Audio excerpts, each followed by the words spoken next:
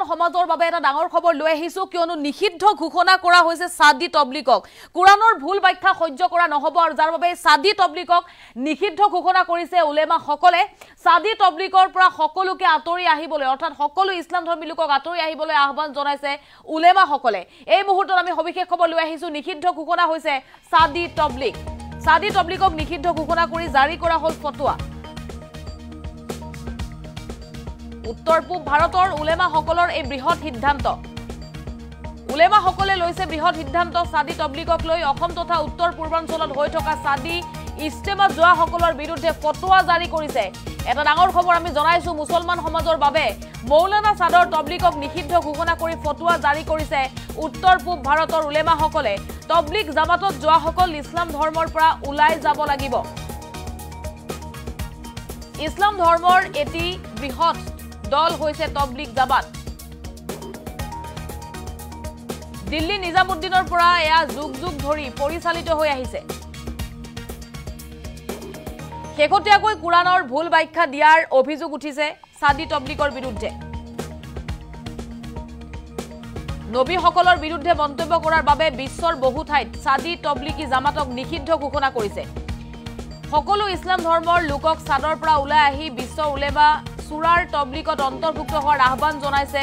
উলেমা সকলে আৰু সাদি তবলিকক নিষিদ্ধ ঘোষণা কৰি জাৰি কৰা হৈছে ফতোৱা এই মুহূৰ্তত ডাঙৰ খবৰ আমি জনাইছো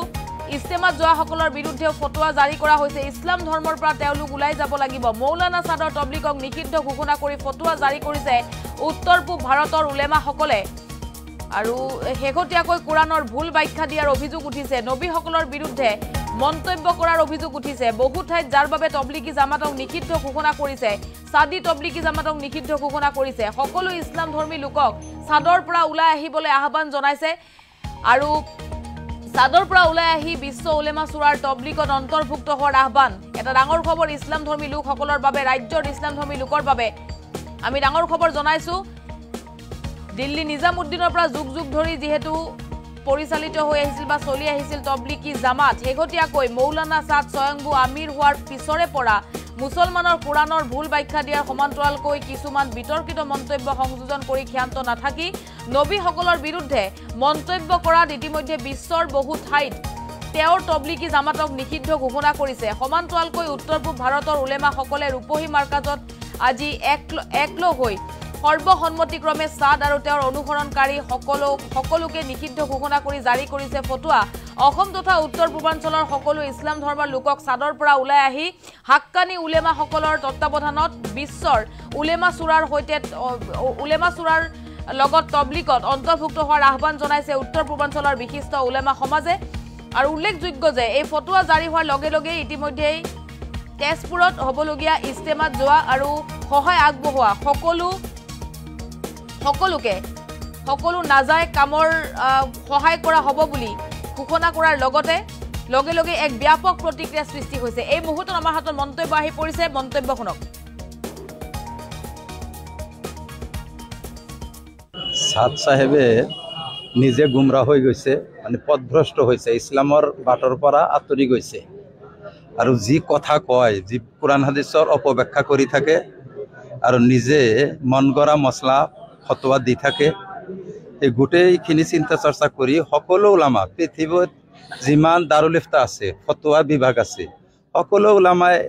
একমত হৈ ফতোৱা দিছে যে সি গুমৰাহ হৈ গৈছে তেওঁ গুমৰাহ পথভ্ৰষ্ট হৈছে এতিয়া আমি তেওঁক অমুছলমান বুলিও ক'ব পাৰোঁ যদিও সন্মানৰ খাতিৰে নকয় গুমৰাহ শব্দ ব্যৱহাৰ কৰিছে পথভ্ৰষ্ট শব্দ ব্যৱহাৰ কৰিছে শব্দটো অলপ হালকা শব্দ ব্যৱহাৰ কৰিছে আচলতে ইছলামৰ পৰা আঁতৰি গৈছে মানুহজন গতিকে তেওঁৰ লগত কাম কৰা কেতিয়াও জায়েজ হ'ব নোৱাৰে সেইটো আমি গোটেই আসামৰ উলামাসকল একগোট হৈ ফতোৱা দিলোঁ আজি যে সাদ সাহেবৰ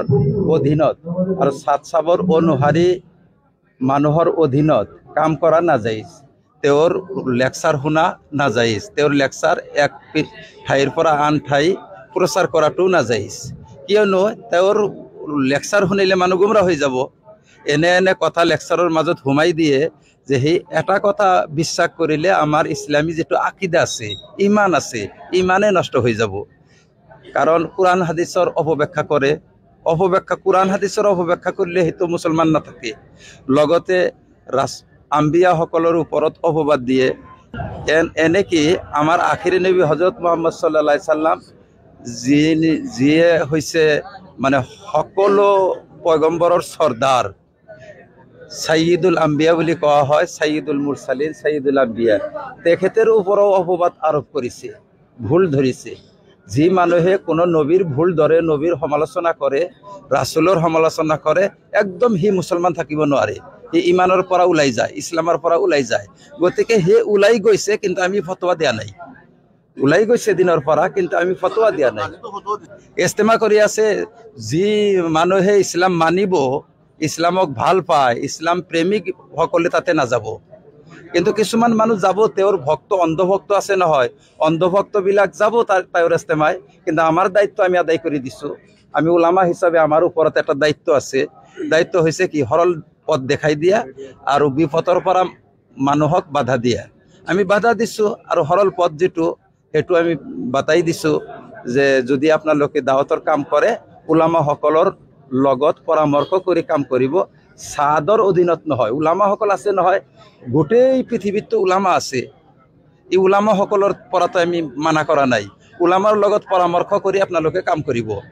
ইস্তেমা উলামাৰ সকলৰ লগত পৰামৰ্শ কৰি কৰিব আলমেশ্বৰৰ ইস্তেমা হৈ আছে কচুৱা এই কচুৱাতটো কোনো আপত্তি নাই ইয়াতে কোনো আলিমৰ আপত্তি নাই ফতোৱাৰ ফালেদি কোনো আপত্তি নাই তো একদম ভাল ইস্তেমা সুন্নতি ইস্তেমা এইটো ইস্তেমাত গ'লে ভাল হ'ব নাজাতৰ ব্যৱস্থা হ'ব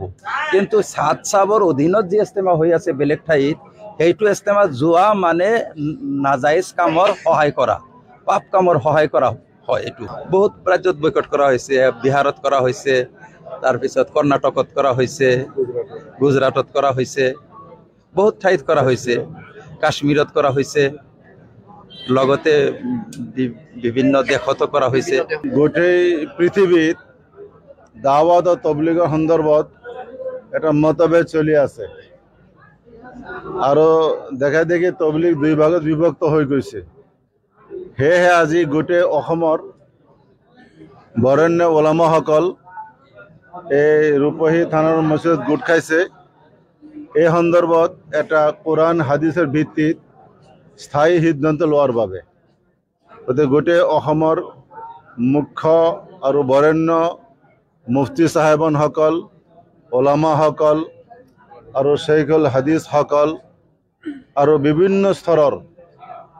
মুফতিসকল ওলামাসকল গোট খাই কোৰআন হাদিসেৰ ভিত্তিত একটা ফয়সলা লৈছে যে মৌলানা সাদ দিল্লী মৰকজৰ জিম্মেদাৰ মৌলানা সাদ সাহেব তেখেত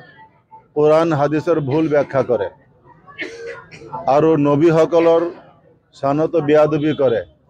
মুছলমান বহুতো ভুল ব্যাখ্যা কৰিছে একমাত্ৰ এই তবলিগ কৰিলেহে মানুহে জাহান্নামৰ পৰা মুক্তি পাব আৰু তবলিগৰ বাহিৰে আৰু কোনো নেক কাম কৰি জাহান্নামৰ পৰা মুক্তি নাপাব বুলি তেওঁ 100 বাৰ আল্লাহৰ কসম খাই গোটেই বিশ্ববাসী জনাই দিছে এইখিনি কথা শুনি আমাৰ উলামাসকল চিন্তিত হল যে আমাৰ অসম নয় গোটেই পৃথিৱীত দাওয়াতৰ কামৰ বাহিৰে খানকা আছে মাদ্ৰাছা আছে ওয়াজ নসিহত আছে আৰু বিভিন্ন মুছলমানৰ ধৰ্মীয় সংগঠন আছে সমাজ সংস্কাৰমূলক কাম কৰা হয় এইবিলাক কৰিলে আমল শুদ্ধ নহব আৰু জাহান্নামৰ পৰা মানুহ বাচিব নোৱাৰিব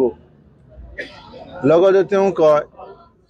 যে মোবাইল ব্যৱহাৰ কৰিলে মোবাইল লৈ নামাজ পঢ়িলে নামাজ নহব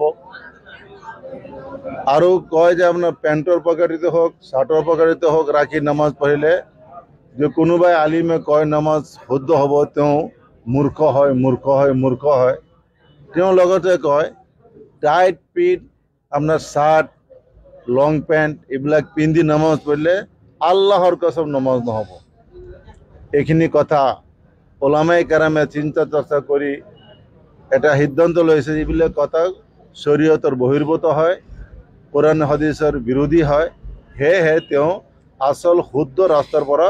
পালৰি কাটিছে তেওঁ বৰ্তমান ভুল ৰাস্তাত চলি আছে তেওঁক বাৰ বাৰ গোটেই ভাৰতৰ উলামাসকলে বুজাইছে কাৰো বুজ নলয় অৱশেষত দাৰুল উলুম দেওবন্দে এটা এটাকৈ 3টা ফটো আৰোপ কৰিছে, কোনো ফটো কেৰেপি নকৰে। সেয়েহে আজি অসমৰ ওলামাসকলে সিদ্ধান্ত লৈছে যে কোৰাণ হাদিছৰ ভিত্তিত তেওঁ শুদ্ধ ৰাস্তাত নাই আৰু তেওঁৰ অনুসাৰীসকলো শুদ্ধ ৰাস্তাত নাই। গতিকে তেওঁ কোৰাণ হাদিছ ভুল ব্যাখ্যা কৰি ইছলাম বুজাইছে। এই তেওঁৰ অনুসৰণ কৰিলে এতিয়া পাপতহে আপোনাৰ সহায় কৰা হ'ব। সেয়েহে ওলামাসকলে সিদ্ধান্ত লৈছে তেওঁৰ অনুসৰণ কৰাও জায়েজ নহয়, তেওঁৰ অনুগামী যিসকল আছে সেইসকলৰো অনুসৰণ কৰি এই ভুল ব্যাখ্যাৰ ভিত্তিত দাৱতৰ কাম কৰাটো জায়েজ নহ'ব।